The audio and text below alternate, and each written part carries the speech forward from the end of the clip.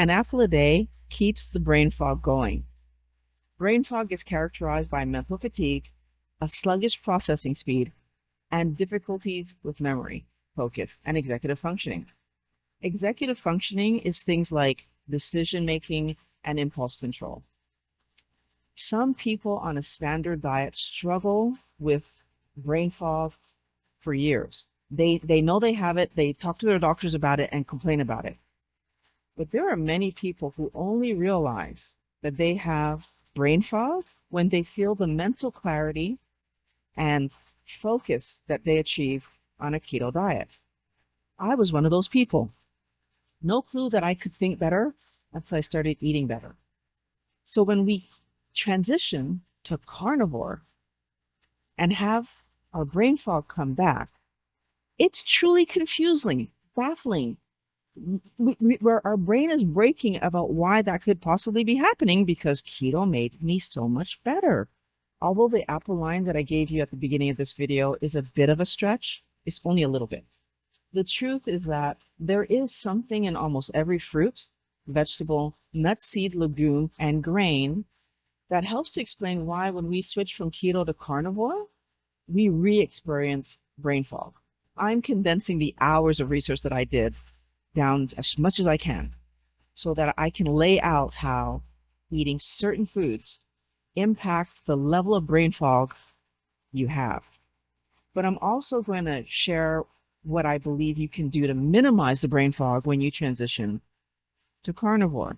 Now, I'm looking forward to getting your feedback on the stuff I'm going to teach you today, because for those of you who transition using what I talked about, I want to know how this helps.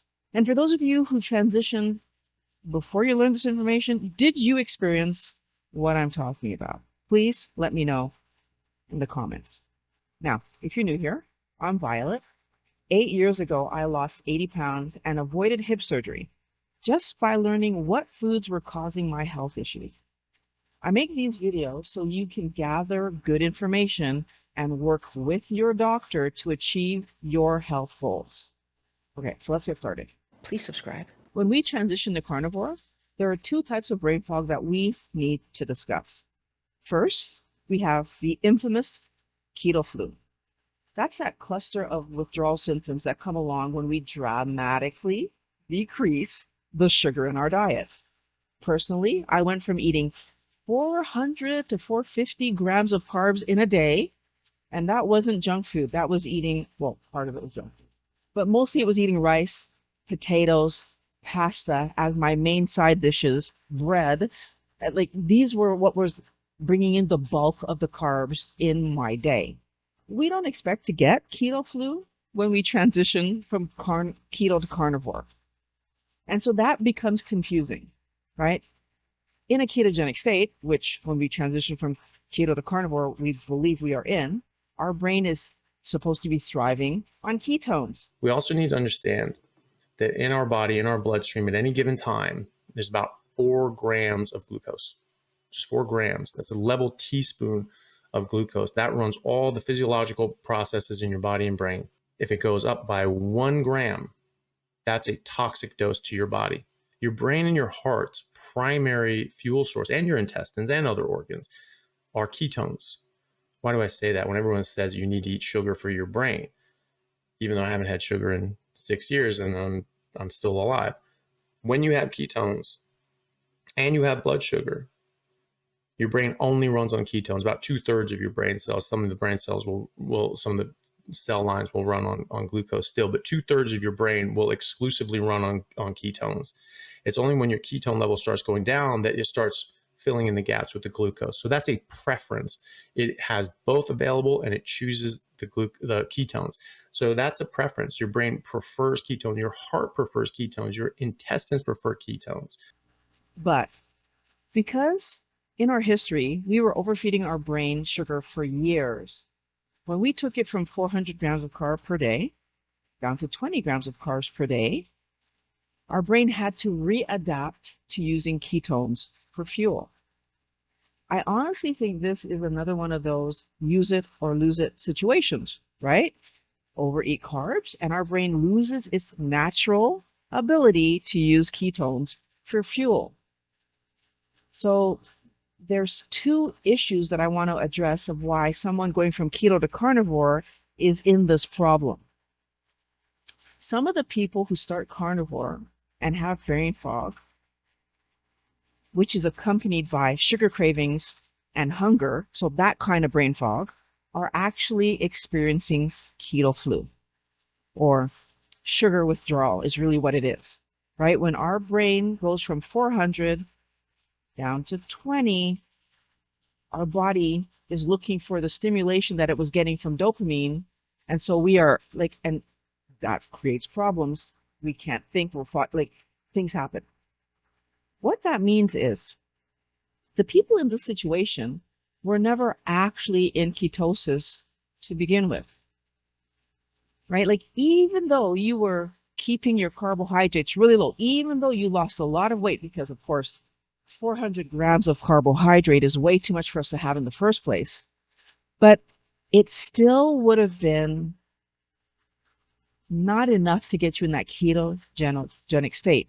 So your carbs weren't low enough. Maybe you weren't tracking and didn't realize that you didn't get all the way down under 20, or you might be one of those people that need to be even 10 or less to get into a ketogenic state. Regardless, when you go carnivore and finally remove all the carbohydrates, then you're in that carbohydrate withdrawal situation, and your body's fighting with you, and you get the brain fog, and you get the hunger and the cravings, and maybe even all the other symptoms that come along with it, the feeling horrible, etc. And your body is struggling. The other way that this can happen, meaning that you're having withdrawal-related brain fog, is that you continue to have cheat days throughout your keto lifestyle.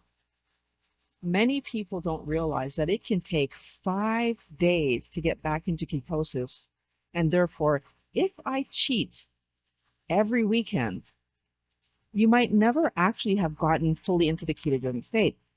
Again, because you brought your carbohydrates on a daily basis from 400 down to like 70 or even 100, you are going to experience weight loss. But you just may not have been in that ketogenic. So when you go carnivore and actually are not eating any vegetation, you're going to have that keto flu scenario, right? That sugar withdrawal, brain fog. Now, I also want to say that if you start keto, are not fully adapted because of any of those two things, but let's say you rush to get to carnivore. So I'm keto for a week or two, and then I'm doing carnivore. The same thing will happen. Your body actually needs to be adapted and using ketones for fuel for you not to have this type happen. Now, if you don't fall into either of those situations that I just explained to you, your brain fog was not accompanied by fatigue and cravings, if that's not how your situation was, then you have what I'm going to call oxalate-related brain fog.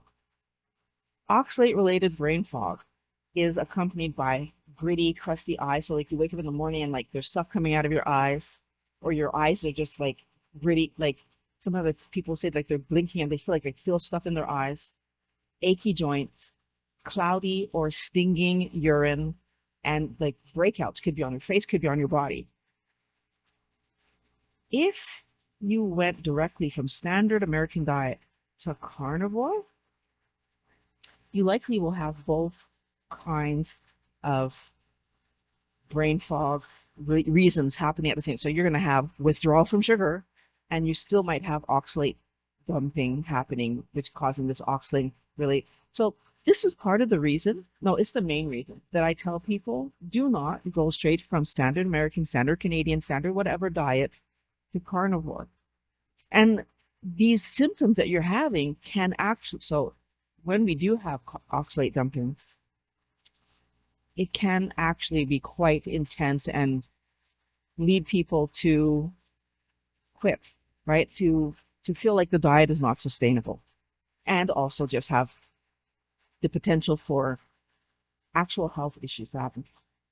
Straight Standard American diet to carnivore, not advised. Please always go through keto first, and then, of course, do keto appropriately. The other way we can tell the difference between withdrawal brain fog and oxalate brain fog is the pattern that they show over time. When we're going through sugar withdrawal, there's a definitive timeline. So each day you live without sugar brings you closer to the end of the brain fog and the other symptoms. So all the things, there is a trajectory that makes sense. It typically is taking about a week. But oxalate brain fog is much messier. And then you've got this problem of having these, what I think of as little Superfund sites, little crystals that the oxalate gets hung up in certain tissues when tissues are inflamed, infected, or regenerating. The new cells, the damaged cells, cellular debris, that's all sticky to oxalate, and oxalate starts precipitating out wherever there's a little bit of cellular debris or inflammation. So almost everybody has oxalate deposits in their thyroid gland. So what's the poor body to do? The immune system attempts to encase these things to keep these crystals that are attaching in vulnerable areas, including your eyes. And that keeps them quiet in your tissues. So you don't know you're filling up with crystals. They're just packaged away as these little Superfund sites. But now, if the body's given the opportunity to finally get rid of this mess, which you give it when you change your diet, you stop this constant influx that's so constant day in and day out, usually every meal, that the body has to change its physiology from protection, hold, waiting. It's been waiting for this moment when you change your diet. And now it has to turn on inflammation. Immune cells are the hazmat workers that go after the little Superfund sites. They start spewing, they try to eat it. That doesn't work because they're too big. So they have to spew out collagenase, an enzyme to break down the coatings, and acid to break up the crystals. So this is being spread in your tissues, like this enzyme action and acid. That action is messy. If you think about a construction site or somebody, they're redoing your road surface, there's a big dust mess, right? There's a kind of a destruction process that goes with rebuilding. And so the reversal of the oxalate toxicity, the accumulation, the sort of deaccumulation process is a lot of work. It demands a lot of energy, and it can cause additional inflammation and symptoms. We can experience oxalate brain fog flares on and off as our body processes and releases the oxalate from our cells, which means that you could be really comfortable and feeling amazing for weeks, and then boom, you're bogged down and symptomatic and seemingly out of nowhere feeling horrible. The good news is that there will be an end to the dumping if you are eating carnivore consistently and not cheating. If you do that, there will be an end to this. But how many rounds you'll have to go through, no one can actually say, because it all depends on the fourth thing we're going to talk about. But before we get there, I want to talk about salt, because the third problem that we can live is that we're not getting enough salt. Most people don't think about this, right? Most people don't connect the dots. When we stop eating plants, we inadvertently get less sodium because we usually spiced that. I know I did. I spiced the heck out of my vegetables, which included salt, so that it tasted good enough to eat. And if the only thing I was going to put on it, if I could only put one spice, it was going to be salt. Now, we've also given up chips and popcorn, and all processed food has salt in it. So it doesn't even matter whether it tastes salty or not, it has salt in it. We, eating better, end up having much less salt in our system.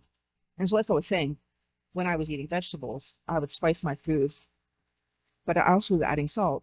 So eventually, when I learned I had a problem with nightshades, and I removed the spices, which included, those nightshades for paprika, what was left for me? It was salt. And when I went full carnivore, what was left for me? The only spice that I brought with me was salt. The problem is, for most people, we've all grown up in the age where salt was seen as bad, right? we were told not to have too much or you're going to have blood pressure problems. So I've had many conversations with people doing keto and carnivore who are still undersalting their food out of fear that they will have a blood pressure problem. But because I understood that every cell in our body has a sodium potassium pump, I've been able to overcome that fear. Now, you don't have to take my word for it. Here's what Dr. Finney had to say.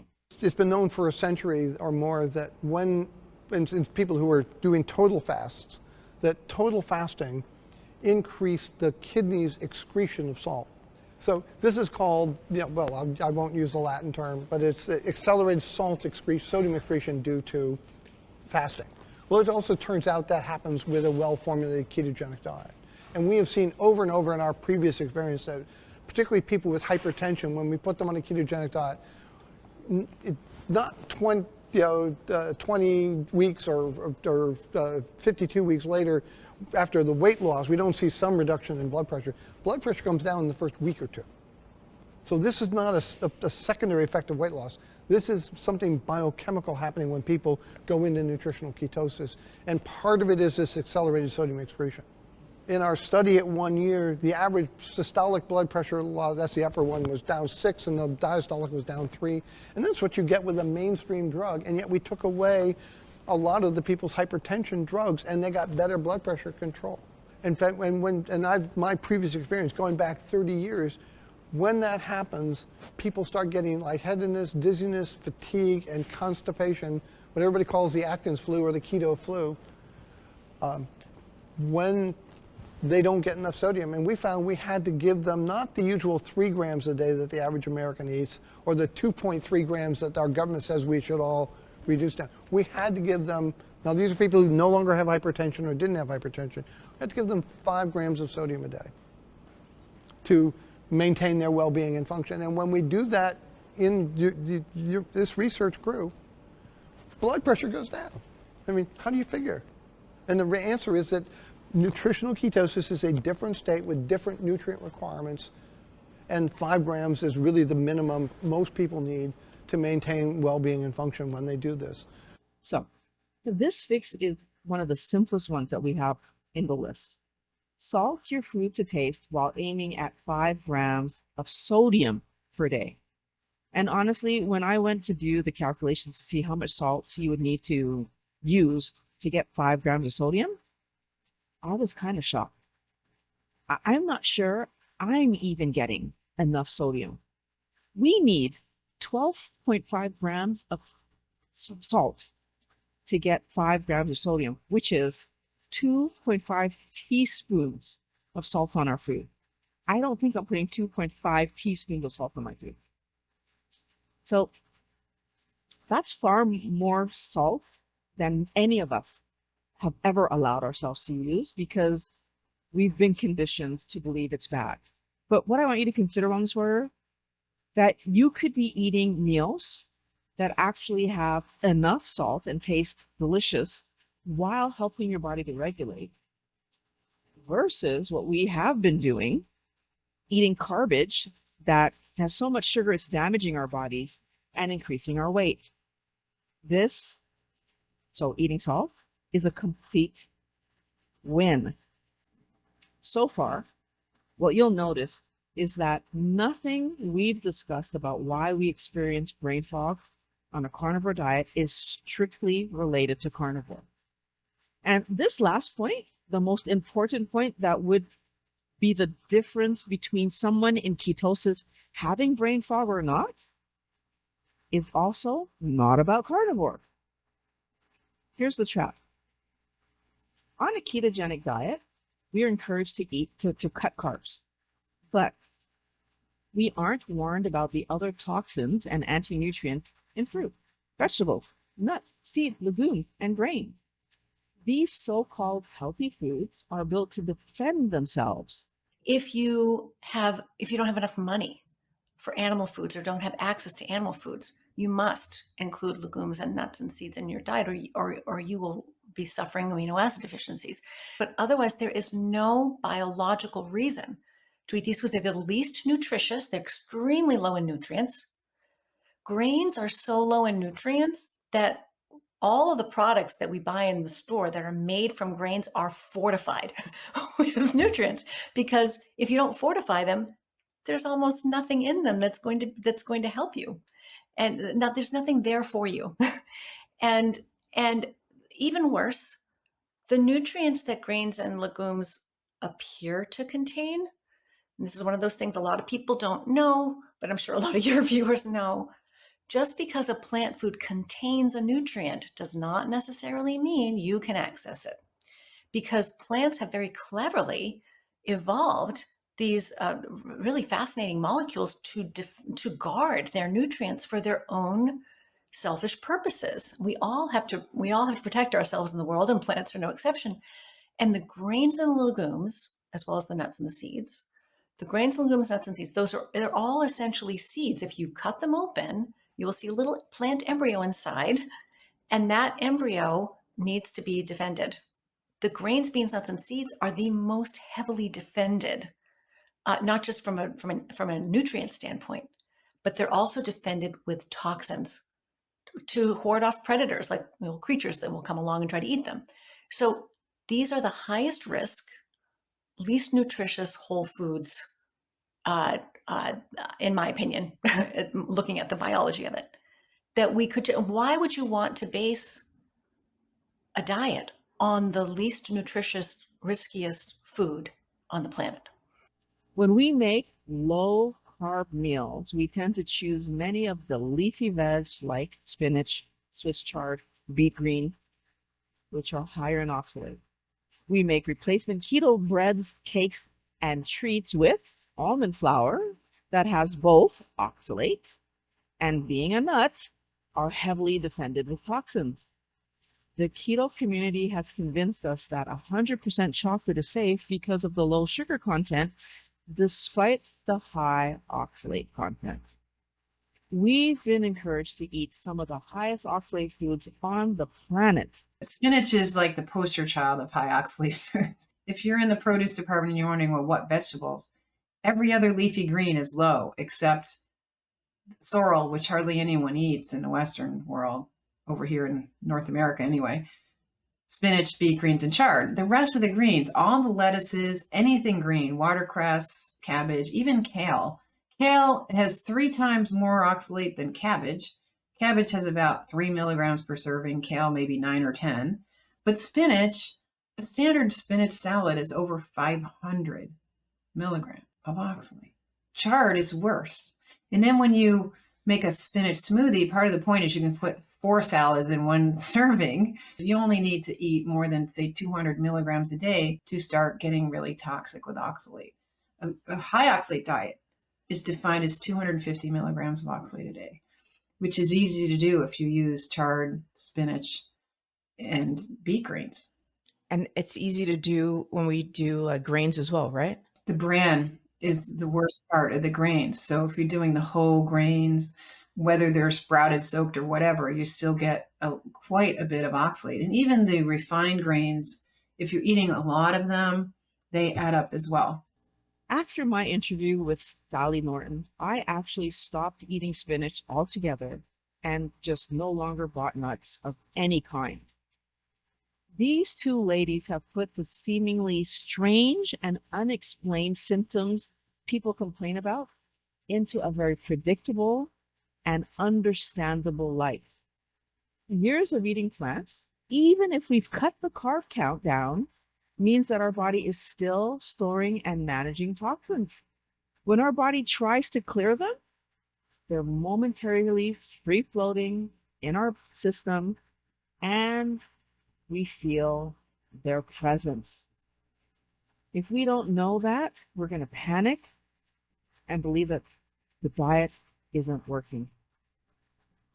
But what we've learned today is that oxalates and toxin dumping that accompanies our brain fog is the result of the healthy vegetables, fruits, grains, nuts, seeds, and legumes we've been eating most of our lives and continuing to eat in our keto journey. And if you weren't understanding me, I was being facetious there. They're not healthy. We are in the last leg of our transition where our body finally lets them go. It's finally at the stage. Be happy about that. This is truly exciting, Wellness Warrior. If you happen to be experiencing brain fog related to oxalate, your body is finally releasing the toxins from your body. This is not a diet fail. This is a sign that your body is ready to take the next step. But we need to understand the deeper reason that we have oxalates and toxins to dump in the first place. For years, we've been told that we should be able to tolerate all types of plants that our body was clearly reacting to. Often we had meat on the plate, and the meat on the plate was what was blamed for what the plants were causing. And when we finally commit to keto or carnivore, we're always encouraged to try to add back what we can, right? So that we can socialize around food and live normally. You know, there's what's ideal or best for us, or what helps us feel our best. And then there's, what we can sustainably eat over time, like what people can manage to do comfortably for long periods of time, right? And there's a big difference there. So if people want to know, okay, what are the foods that are most nutritious and safest and least risky for me to eat that are going to accomplish these three goals: nourish, protect, energize. They're going to accomplish these three goals. What are the foods on the planet that are best at all three of those things? It is the animal foods. Biologically, hands down, there's just no argument. They are the only foods that contain every nutrient we need in its proper, most highly bioavailable form. And with rare exceptions, if we're talking about meat, seafood, poultry, we're safe.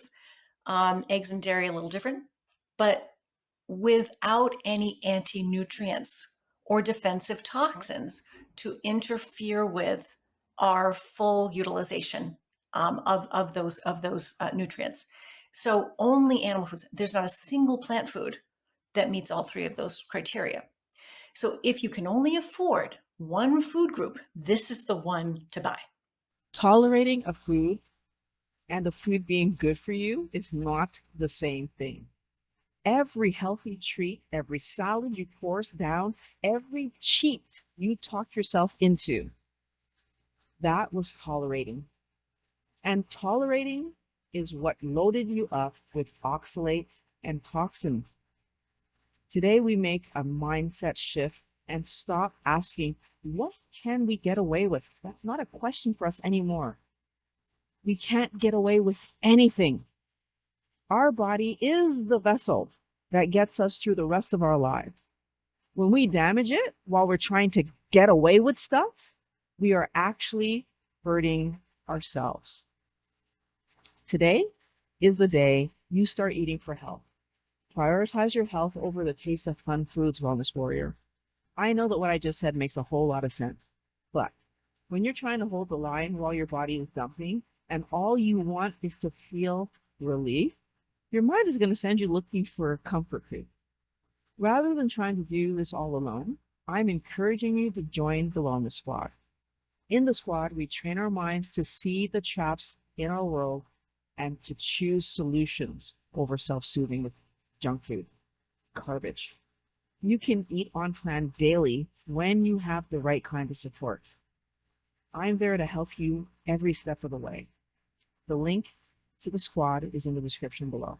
Now, if your joints are hurting, your hands are hurting right now, you'll want to watch this video that I have here where I talked about these crystals, stupid oxalate crystals, and what you can do about them. Click on the link. I'll meet you over there.